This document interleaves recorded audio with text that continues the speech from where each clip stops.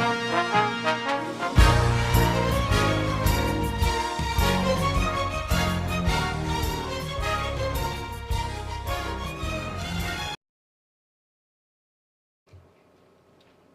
welcome back to the exciting book of Genesis. Yeah. And what an exciting tale it's been thus far. Today we're going to be speaking concerning chapter 29. Okay, and before we get into chapter 29, we're going to do a little recap of what we've learned thus far, just so that everyone can stay abreast with the theme. You know, for those who don't know, for the visitors, you know, we're going through the book of Genesis, but we're going through it from a spiritual perspective that speaks to our lives now today. You know, Scripture teaches on three different levels. It teaches on the past, the present, and the future, all simultaneously. You know, and what we found in studying the story of Abraham is that there's an allegory that's presented, you know, and so we look at what actually happened, a historical account, you know, for the history in that it is, you know, but we also look to the spiritual account to understand how it affects our lives now today, you know, and so that being said, you know, we're going to do a little recap so that everybody can keep up, you know, where we are thus far. So, you know, if there's some things that, you know, sounds super duper foreign, which may be, you know, I encourage you to go on YouTube and look at some of the previous lessons and see how we concluded some of these things. Okay, so thus far we've discerned that Abraham speaks to the house of Israel and Sarah, the new covenant. The two of them are now dead and resting in the hearts of righteous Gentiles. Yet their promised child, Yitzhak, which actually spoke to Christianity, lives on. He in turn marries Rebekah, which speaks to the house of Yahudah, you know, the true praisers of Yah.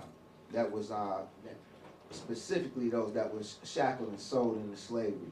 Now, Yitzhak and Rebekah, you know, come together in a union and speak to Christianity and the house of Yahudah. If you will, you can even see Messianic Judaism in this, you know. And they in turn gives birth to two sons, Yaakov and Esau. Okay, one is hairy, speaking to being devilish, and the other is smooth, you know, as in a smooth talker. Now both have become great nations, even within our midst. Hence, it's important that we understand that the difference betwixt the two. It's important that we understand the difference betwixt the two, saying that they're not only brothers but twins. And even though they aren't identical twins, to Yitzhak, that is Christianity today, which has become old and don't see well spiritually anymore, they can and will be easily fooled, as we saw last week in chapter 27. Okay, this is simply a picture, another picture of the wheat and tares, or better yet, the sheep and the goats that Yahushua spoke about in this parable. Now, but if Christianity can't discern them by feel, smell, or food, then how can they possibly tell the difference? Well, Christianity is only half blind, for he still has the spiritual eyes of his wife, i.e. the house of Yahudah, which speaks to their righteousness, per Psalms 119, 123. And Psalms 119, 123 teaches us that one's eyes fall for salvation and for the word of righteousness. You know, and so this is why Christianity has become blind in their old age, you know, because of their want of righteousness. You know, now so now that Christianity is blind, he must depend on his wife's eyes, i.e. Scripture, to help him navigate through life. Christianity must look through the eyes of the Old Testament to see who's who and what's what, lest he get fooled again. Say lie. Now one can always tell the two twins apart by watching them. For Esau, the hairy or devilish one, makes his living as a hunter, and therefore he makes his living via ensnaring, using an ensnaring type deception like that used in trapping, for that's what hunters do. It says he was a cunning hunter. So they ensnare and they entrap by using deception to lure their victims in, and by just flat out killing. Now that's the nature of a hunter, and we can always tell Esau by such. Now Yaakov makes his living by shepherding and receiving what the flock willingly gives him. So you see there's a huge contrast betwixt the two. Now in viewing their natures, in doing so, we learn that Christianity, that is Esau, he loves Esau due to his food, i.e. his teaching. Food depicts teaching in Scripture. But Rebecca loves Yaakov, likely because Yah loves him as well. And this was what was prophesied to her before she even had him when they were wrestling in her womb. And speaking of wives, let us not forget that Esau is married to Yahudah. He has become one with those who have the name of Yahudah, but are not actually the true Yahudah. And Yaakov's wife, well, that's what chapter 29 is all about. So let's get into it and continue on as the saga continues. All right. Hallelujah. All right. So Genesis 29, 1 and 2, and it reads, Then Yaakov went on his journey and came into the land of the people of the east.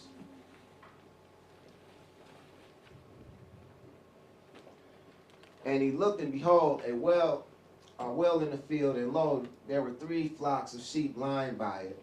Far out of that well they watered the flocks, and a great stone was upon the well's mouth.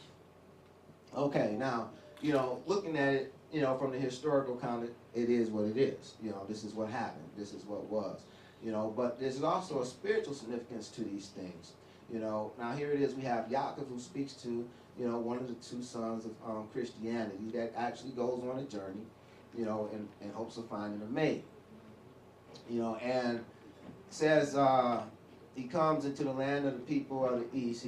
He's sent over to, actuality, to the house of Yahudah, and behold, a well in the field. Now, we've already discussed how water speaks to counsel and the word of Elohim. Hence, Scripture teaches us that we will be washed by the water of the word. Okay, now, so a well speaks to something that holds the water. Okay, and hence, men can be likened unto wells, even as our Messiah was and those that followed him. But also it can speak to Scripture, which also is like a well that holds the water of the word. Okay, and it says that it's in the field, and it says, and lo, there were 3 flocks of sheep lying by it, and sheep has been denoted as the followers of Elohim throughout Scripture. For out of that well they watered the flocks, and a great stone was upon the well's mouth. Okay, now this great stone, spiritually speaking, speaks to our Messiah, speaks to Yahushua. And we see in Scripture, Yeshayahu or Isaiah 8 verse 14, it says that he shall be for a sanctuary, but for a stone of stumbling and for a rock of offense to both the houses of Israel, for a gin and for a snare to the inhabitants of Jerusalem. And also let us consider Matthew chapter 21 verses 42 through 44, which reads, And Yahushua saith unto them, Did ye never read the Scriptures? The stone which the builders rejected, the same has become the head of the corner. And this is the Adonai's doing, and it is marvelous in our eyes. Therefore, I say unto you, the kingdom of Elohim shall be taken from you and given to a nation, bringing forth the fruits thereof. And whosoever shall fall on this stone shall be broken. But whomsoever it shall fall, it will grind him to powder. And also, we have a verse from Daniel, the book of Daniel, chapter 2, verse 45. And it says, For as much as thou sawest, the stone was cut out of the mountain without hands. and that it break in pieces the iron, the brass, the clay, the silver, and the gold. The great Elohim have made known to the king what shall come to pass hereafter. And the dream is certain, and the interpretation thereof sure. Okay, so we see that our Messiah is likened unto a stone as well. Now, I want you to just, kind of picture this in your mind, so to speak. Spiritually speaking. Here it is. We have the sons of Christianity, going into the land of the house of the Yahudim. And he comes upon a well in the field. Now, this is the well in which the flocks of the land, i.e. the Yahudim, will drink from. Okay? But there's a great stone upon the well's mouth. And there's a old saying that holds true, and it says that the Old Testament is the New Testament concealed, and the New Testament is the Old Testament revealed. And if you consider that, you can see, how truly Yahshua, he is that rock of offense to the house of Yahudah. See, they will never be able to understand Scripture as long as that rock covers the well. And when you consider that, when you have something covering the well, it causes the water in it may be clean, but it causes it to be in darkness. And so they can't consume the water as long as this great stone covers the well. But, Yahushua told them that, he was that stone that the builders rejected and had become the head of the corner and became a stumbling block and a rock of offense unto them. Let me have my first reader read verses 3 through 8 of Genesis 29, please.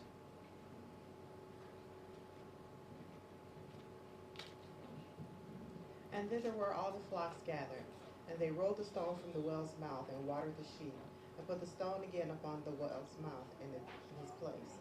And Jacob said unto them, My brethren, whence be ye? And they said, Of Haran are we. And he said unto them, Now ye Laban, the son of Nahor. Nahor. And they said, We know him. And he said unto them, Is he well? And they said, He is well. And behold, Rachel his daughter cometh with the sheep. And he said, Lo, it is yet high day. Neither is it a crime that the cattle should be gathered together. Water ye sheep, and go and feed them. And they said, We cannot until the flocks be gathered together, until they roll the stone from the well's mouth. Then we will water the sheep. Okay, so here it is. We have Laban. His name means white. We have Rachel, and her name speaks to a ewe or a female sheep. So here it is. We have a picture of, the son of Christianity going into the house of Yahudah, and here it is. He comes to the well, and all the flocks are waiting to drink of the water. He asked them, have they ever heard of his mother's brother, Nahor or Nahor, or whatever, and they say, of course, yeah, we know him, and he said unto them, Is he well? And he said, yeah, he's well. And his daughter, Rachel, is daughter cometh with the sheep. Now it says here in verse 7, it says, and he said, Lo, it is high day. Now this word high here is actually gadol in the Hebrew, and it means great. So it seems to be that he was saying more so, hey, it's a great day. Why you had the sheep just gathered here? It's not time for them to gather. You need to water them and let them go feed. And their response was, we cannot until all the flocks be gathered together, until they roll the stone from the well's mouth. Kind of speaking to that maybe the stone was too heavy for them to move on their own. So they maybe had to wait till everybody got there in order to move it. And again, you know, we spoke of this stone speaking to Yahushua. You know, we see in Matthew 23:13 says, "But woe unto you, scribes and Pharisees, hypocrites, for ye shut up the kingdom of heaven against men. For ye neither go in yourselves, neither suffer ye them that are entering to go in." You know, and again, you can see that within this spiritual picture of this stone being upon the mouth of the well. You know, the waters will not be accessible, you know, to the sheep until it's moved. You know, verses 29 through 12. My next reader, please. And while he yet spake with them, Rachel came in with her father's sheep, for she kept them. And it came to pass, when Jacob saw Rachel, the daughter of Laban, his mother's brother, and the sheep of Laban, his mother's brother, that Jacob went near, and rolled the stone from the well's mouth, and watered the flock of Laban, his mother's brother. And Jacob kissed Rachel, and lifted up his voice, and wept. And Jacob told Rachel that he was her father's brother, and that he was Rebekah's son. And she ran and told her father. Hallelujah. Okay, so here comes Rachel, and lo and behold, her name means ewe or female sheep, and she keeps the sheep. You know, so she's like the head of the sheep, the head sheep of the sheep. You know, it's a beautiful picture. You know, but you know, spiritually speaking, it speaks to one of the leaders of the people. You know, because the sheep speaks to the people of Elohim, and so Rachel, being a shepherdess, speaks to her being a head over the people. Okay, and it says that Yaakov went near and rolled the stone from the well's mouth and watered the flock of Laban, his mother's brother.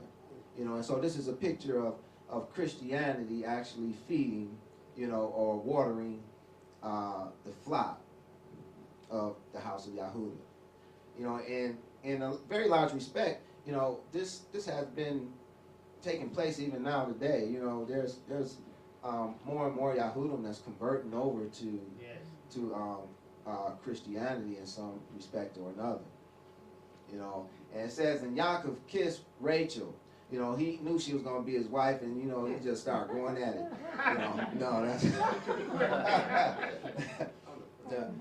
that's not what happened. You know, that was an ancient custom of the Eastern people. You know, they used to greet each other with a kiss, especially relatives.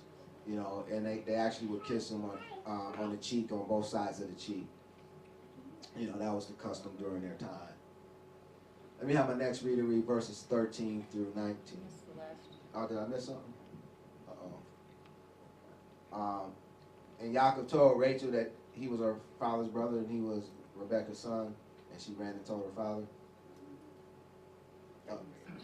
Oh, okay. Yeah, she had read that already. You know, but yeah, he did.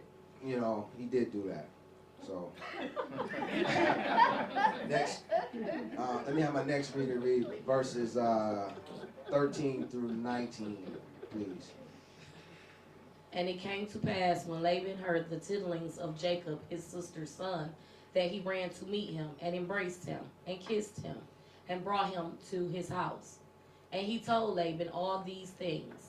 And Laban said to him, Surely thou art my bone and my flesh. And he abode with him the space of a month. And Laban said unto Jacob, Because thou art my brother, shouldest thou therefore serve me for naught? Tell me, what shall thy wages be? And Laban had 2 daughters. The name of the elder was Leah, and the name of the younger was Rachel. Leah was tender-eyed, but Rachel was beautiful and well-favored. And Jacob loved Rachel, and said, I will serve thee 7 years for Rachel, thy younger daughter. And Laban said, It is better that I give her to thee, than that I should give her to another man. Abide with me. Okay, hallelujah. You know, so here it is. We see that Laban, he finds out that his nephew is there, and you know, he heard the tidings, and he come and he embraced him and kissed him. You know, so again, showing that this Eastern custom, you know, was prevalent. You know, and after a month or so, Laban's like, okay, you know, glad to see you came to visit, you know, and and you're watching over the sheep and everything, but you know, I know you're my brother, but you know, should you work for me for nothing, you know, what shall your wages be? You know, and here it is, Yaakov, he already had his eye on Rachel from day one, you know, and he's telling him, you know, hey, you know, I'll serve you for 7 years, you know, for 7 years for Rachel, your younger daughter, you know, and so they struck a deal. Now it tells us that Leah was tender-eyed, you know, which kind of speaks to being kind of lazy-eyed or cockeyed, you know. Hey, I didn't make this stuff up, you know. You know, and Leah's name means weary, you know. So, and Rachel, she was beautiful. It says here in the English that she was beautiful and well-favored, but actually, you know, the word beautiful and well is actually the same word, you know, which just speaks to that she was like drop dead gorgeous, you know, she was a looker, and Leah was weary, you know, which speaks to that she was probably, you know, on the skinny side and kind of lazy eyed, you know, and so here it is. You know, Yaakov chose Rachel, you know, for obvious reasons, you know, and says that Yaakov loved Rachel and said that he'll serve her for 7 years. All right, young men. You know, how's that for an example for you? You know, but here it is. We're gonna keep it moving. Let me have my next reader read verses 20 through 25.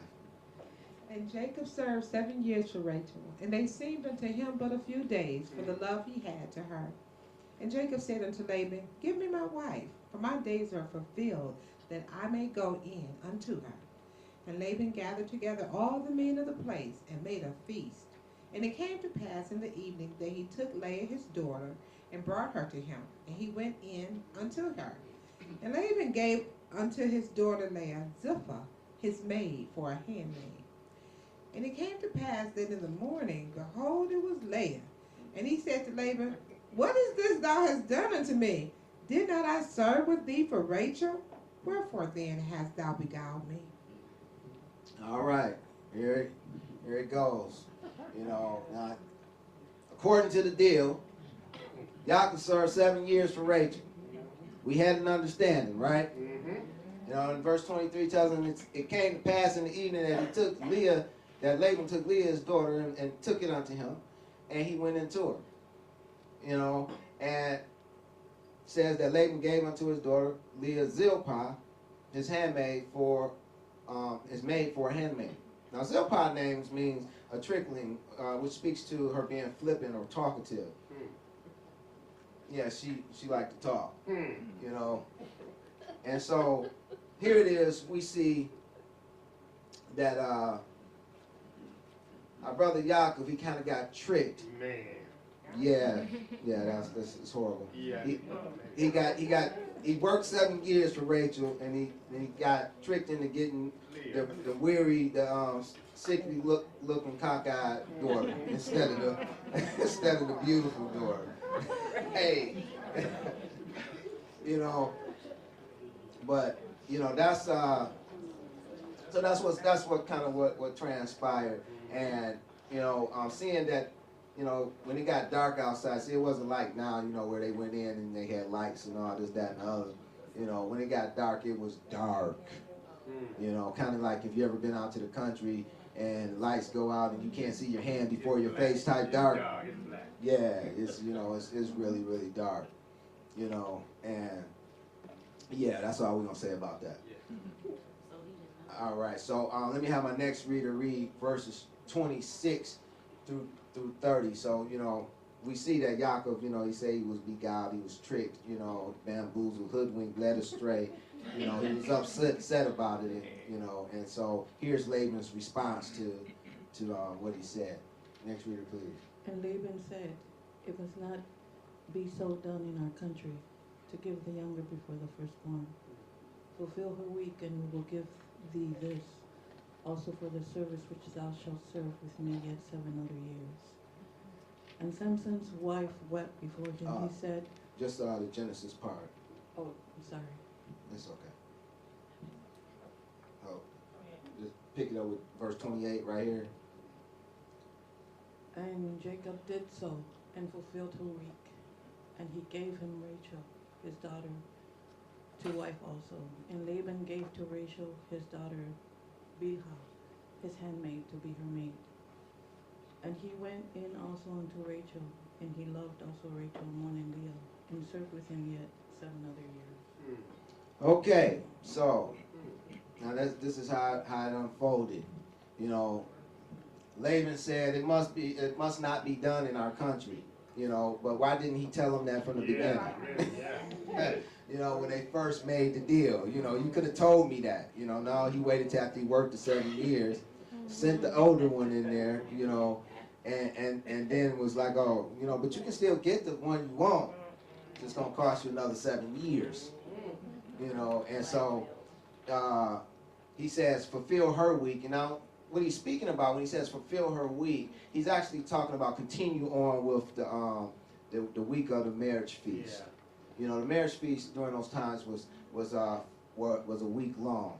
You know, and I know like now today it may be, you know, a day or half a day, but you know, back then it was a week long feasting period. And we see an example of this in scripture in Judges 14, 16, and 17. It says, and Samson's wife wept before him and said, Thou doest but hate me and lovest me not. Thou hast put forth a riddle unto the children of my people and hast not told it me.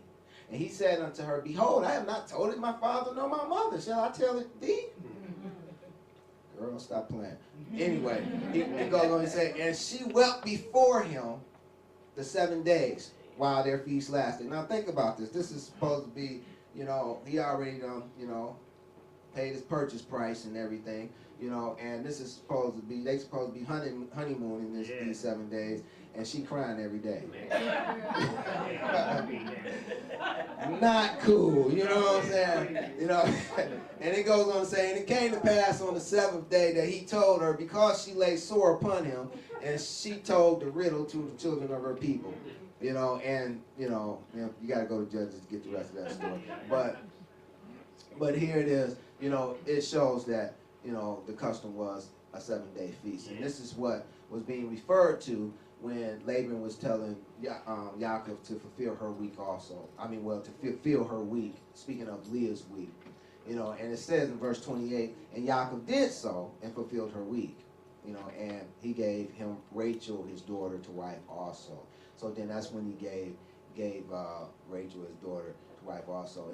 And you know, seeing, I jest a little bit about Leah, but you know, from the ancient mindset and their perspective, you know, she may have been kind of hard to marry off. You know, seeing that she was kind of on the weak side and had that lazy eye, she may have been, you know, hard to marry off, and Laban took advantage of the situation, get rid of both of them at the same time. You know. You know, but it says in verse 29, and Laban gave Rachel his daughter Bilhah, his handmaid, to be her maid. Now Bilhah, her name means timid or troubled. Yeah, you know, and verse 30, and he went in also unto Rachel, and he loved also Rachel more than Leah, and served him yet 7 other years. You know, so I mean, he put in some work. He put in 14 years worth of work for his 2 wives. All right, let me have my next reader read verses 31 through 35.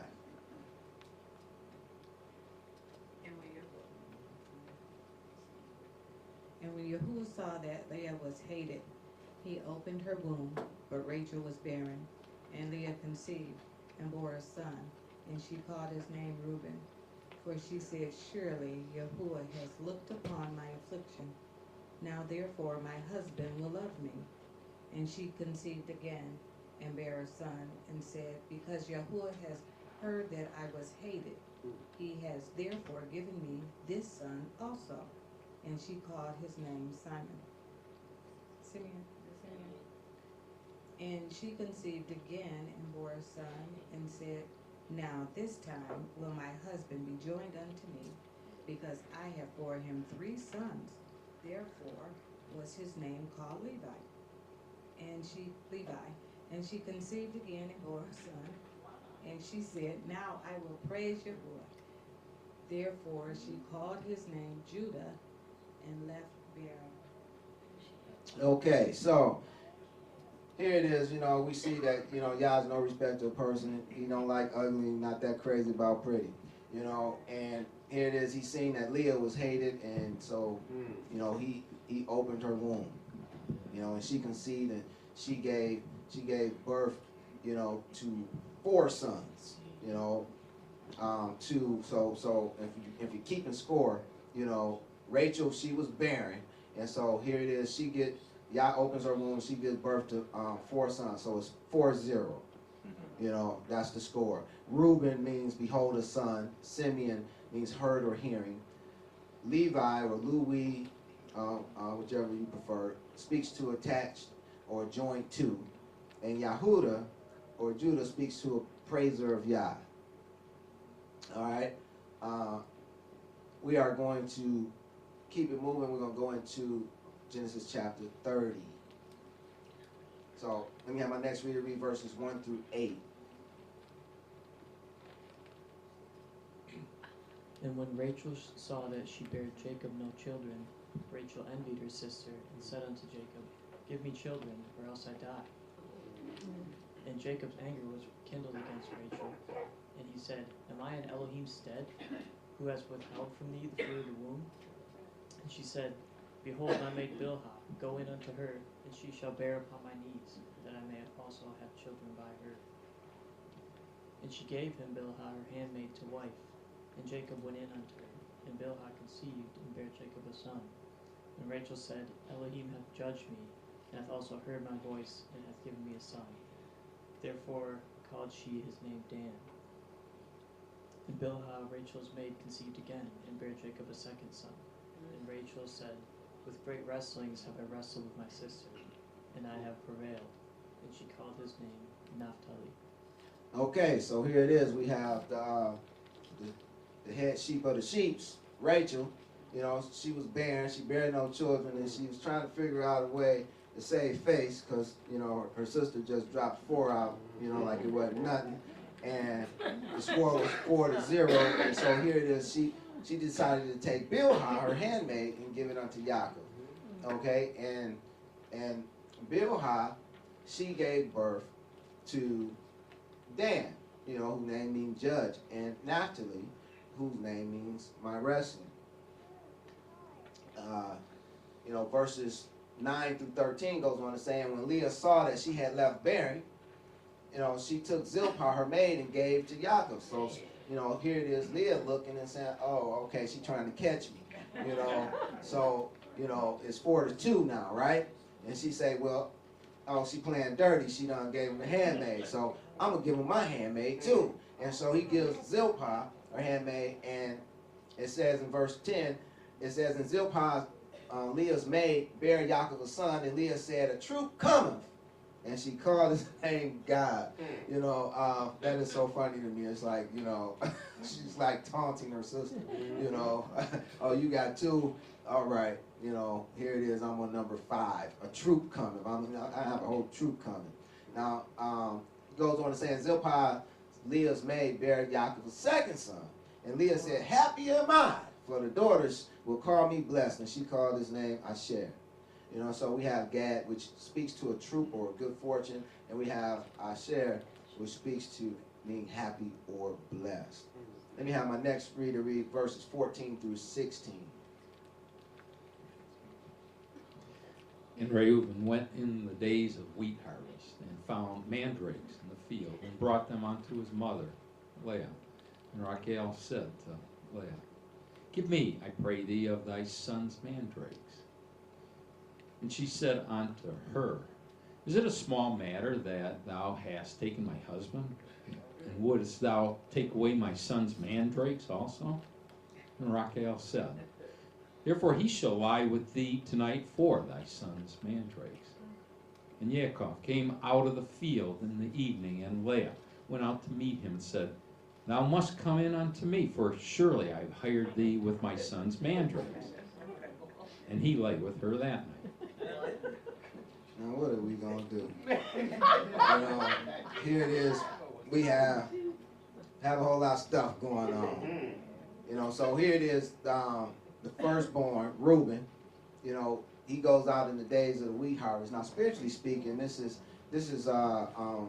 symbolic of the end times. You know, for the Messiah gave us a parable concerning the wheat harvest. You know, and he goes out and finds some mandrakes. Now, this word mandrakes is dudae in number 1736 in the Hebrew, and it speaks to love apples. It was an ancient aphrodisiac, you know, and it also kind of made you high too, you know. Yeah. You know, so she wanted the mandrakes, so she obviously felt that it may help her get, become impregnated, you know. And so here it is, Leah. She goes and asks Leah for her son's mandrakes. Now, Leah has some nerve. You know, check out verse 15. She said unto her, Is it a small matter that thou hast taken my husband? I just thought that was so funny, because, it's actually the other way around. You know, he the one, Leah was tricked into becoming his to begin with, but they strike a deal, and Rachel gets the mandrakes, but Yaakov have to come into her that evening. And so when he comes home, she tell her, she tell him, hey, don't go over there. You got to come on over to my tent. And because she said, I hired you with my son's mandrakes. Poor Yaakov, he was just torn every which way but loose, He said, oh, okay, well, I'm pretty sure he didn't know who turn it was. He just, okay, whatever y'all say. Let me have my next reader read verses 17 through 21. And Elohim hearkened unto Leah, and she conceived and bare Jacob the fifth son. And Leah said, Elohim hath given me my hire, because I have given my maiden to my husband. And she called his name Issachar. And Leah conceived again and bare Jacob the sixth son. And Leah said, Elohim hath endued me with a good dowry. Now will my husband dwell with me, because I have borne him 6 sons. And she called his name Zebulun. And afterwards she bare a daughter and called her name Dinah. Okay, now here it is. Leah she became fruitful again and started dropping them again. If you keep a score, the score is now 8-2. After the birth of Issachar, Zebulun, and Dinah. Issachar name means he will be hired, or there is a reward, or he will bring a reward. Zebulun speaks to a dwelling or habitation, and then Dinah speaks to justice or judgment. Okay? Let me have my next reader read verses 22 through 26. And Elohim remembered Rachel, and Elohim hearkened to her and opened her womb. And she conceived and bare a son, and said, Elohim hath taken away my reproach. And she called his name Joseph, and said, Yahuwah shall add to me another son. And it came to pass, when Rachel had borne Joseph, that Jacob said unto Laban, Send me away, that I may go unto mine own place, to my country. Give me my wives and my children, for whom I have served thee, and let me go, for thou knowest my service which I have done thee. Okay, so here it is. It says that Elohim remembered Rachel. So he's finally gonna, show Rachel some favor. So he hearkened unto her and opened her womb. He seen she was getting desperate, asking for mandrakes and carrying on, and so, he had mercy on her, and she conceived and bare a son. And so now the score is 8-3.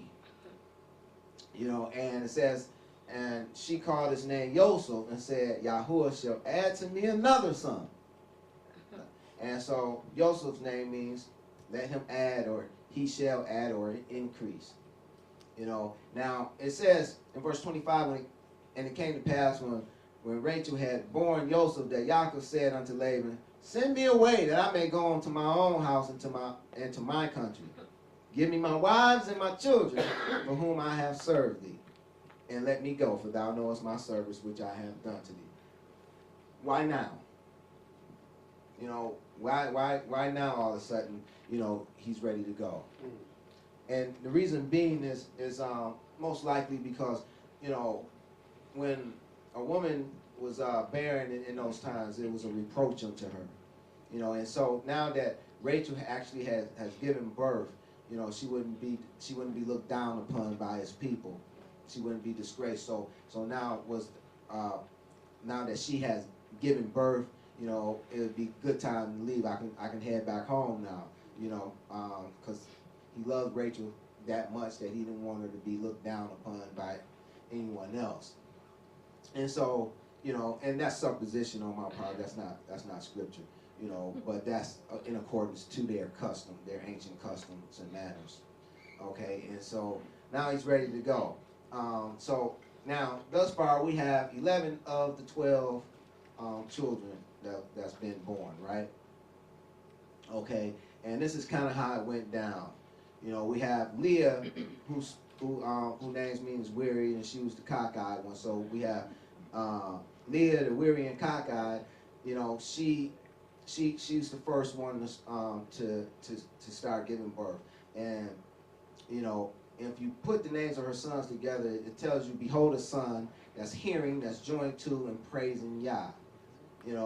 And Rachel, she responds, by giving Bilhah, her handmaid, who names means trouble. So now we see a picture of a troubled sheep, a troubled female sheep, and she's praying to Yah and asking Yah to judge my wrestling. Because she was wrestling back and forth with her sister. Had to share her husband with her, got tricked out of being the first wife, so on and so forth. But it's kind of more than a coincidence that something similar happened to Yaakov. He started off deceiving his brother, and he ended up getting deceived. Yah is not to be mocked. You reap what you sow. So here it is. We have Leah, the weary cockeyed one, gives birth to a son that's hearing, joined to, and praising Yah. Rachel responds, the troubled you responds, by giving birth through Bilhah, a couple sons, which, speaks to judging her wrestling, and then Leah comes back with Zilpah, and she started becoming talkative and boasting that a troop cometh, and she's happy and blessed. And then she goes on to give birth to a reward and a habitation for justice and judgment. And Rachel responds by giving birth to Joseph, whose name means he will add, like it's not over. So that's kind of story within the story of the names. Let me have my next reader read verses 27 through 33.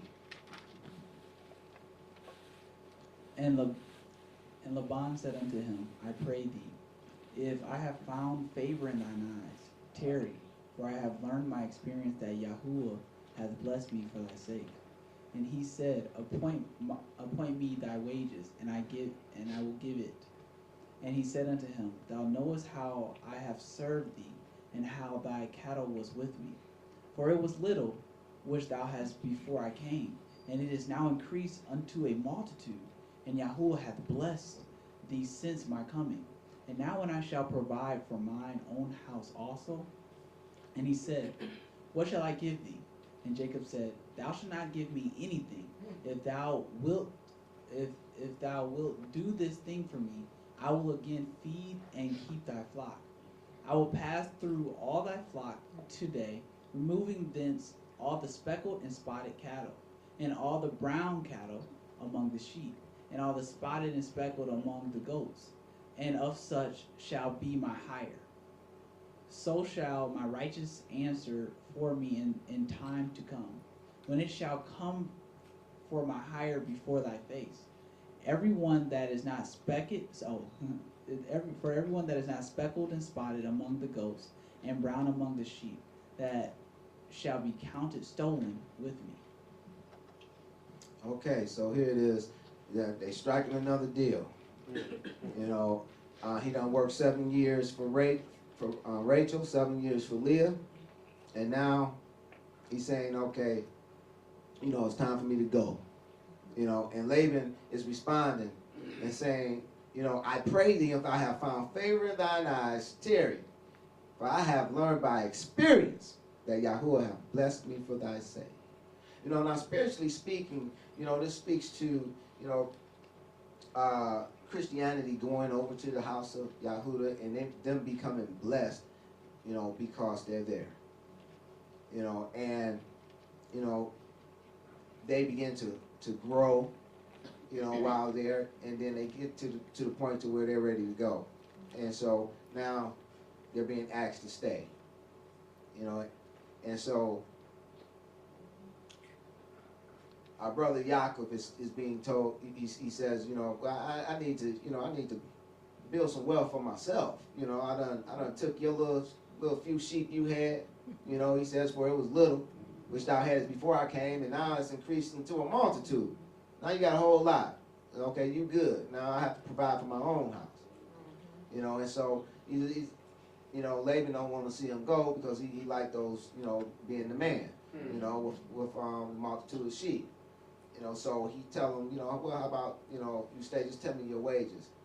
And he says, okay, I'll keep the flock again, and I will pass through all the flock today, removing from thence all the speckled and spotted cattle, and all the brown cattle among the sheep, and the spotted and speckled among the goats, and of such shall be my hire. So shall my righteousness answer for me in time to come, when it shall be for my hire before thy face. Okay, and so this is his part of the flock. This is what he did. You know, and I believe this is really, really revelatory, because, you know, in that Yaakov speaks to Christianity, the son of Christianity, you know, who goes to marry over with the house of Yahudah, you know, and, you know, begins to grow, you know, and we can even see some symbolism, you know, even within some things happening today to this. But what I want to call your attention to is that, you know, the symbolism involved, spiritually speaking, to Yaakov and Christianity, and how what is going to be his part of the flock. You know, they're all speckled and spotted. You know, and if you look at the body of Messiah now today, if you look at the Christians today, and the sons of Christianity that remain today, they're all speckled and spotted. You know, I don't think that's just a mere coincidence. You know, I think that's by design, and I believe that this passage is even prophesying that even years and years prior to it happening. You know, that Yah's body would be, his many-member body would be spotted and speckled. You know, it would be a mixture of folks, in other words. You know, I also believe that his family looked pretty much the same. You know, for his sons and his one daughter all came from 4 different women. 2 of them were sisters, but the other 2, we don't know what they were. So the possibility is definitely there that they could have been spotted and speckled as well. Maybe this is where he got the idea to ask for the spotted and speckled sheep that match his family. Again, that's supposition on my part, you know. But, you know, I do think that that's a good possibility. Let me have my next reader read verses 34 through 38. And Laban said, Behold, I would it might be according to thy word. And he removed that day the he-goats that were ring-straked and spotted, and all the she-goats that were speckled and spotted, and every one that had some white in it, and all the brown among the sheep, and gave them to the hand of his sons. And he set 3 days' journey betwixt himself and Jacob. And Jacob fed the rest of Laban's flocks. And Jaban took him rods of green poplar and of the hazel and chestnut tree, and peeled white strakes in them, and made the white appear which was in the rods. And he set the rods which he had peeled before the flocks in the gutters, in the watering troughs, when the flocks came to drink, that they should conceive when they came to drink. Okay, so here it is. We see Yaakov, or spiritually speaking, the sons of Christianity actually, feeding the flock of the house of Yahudah with food and with water, and actually increasing, their fold as well as Laban's. Verses 39 through 43 goes on to say, and the flocks conceived before the rods and brought forth cattle, ring-straked, speckled, and spotted. And Yaakov did separate the lambs and set the faces of the flocks toward the ring-straked and all the brown in the flock of Laban. And he put his own flocks by themselves and put them not unto Laban's cattle. And it came to pass whensoever the stronger cattle did conceive, that Yaakov laid the rods before the eyes of the cattle in the gutters, and that they conceived among the rods. But when the cattle were feeble, he put them not in. So the feebler were Laban's, and the stronger were Yaakov's. And the man increased exceedingly, and he had much cattle, and maidservants, and men servants, and camels, and behinds. And if just spiritually speaking, if you look at this account today, the children of Christianity far outnumber the Yahudim. So you can see that this has been coming to pass, and even still coming to pass in some respects, but you can definitely see how this has been taking place, and that the sons of Christianity has been, greatly increased, exceedingly. There's over 2.2 billion people that claim to be Christian of one sort or another. So that's a massive amount of people, over a third of the world's population. So as we continue to go throughout this passage, I pray that you keep that in mind, how Yaakov's flock looked, because that they were the possession of, they would become the possession of Yaakov, i.e. the possession of Christianity, and it paints a beautiful picture of how we're supposed to be. So that's all I have for you today. Pray it was a blessing.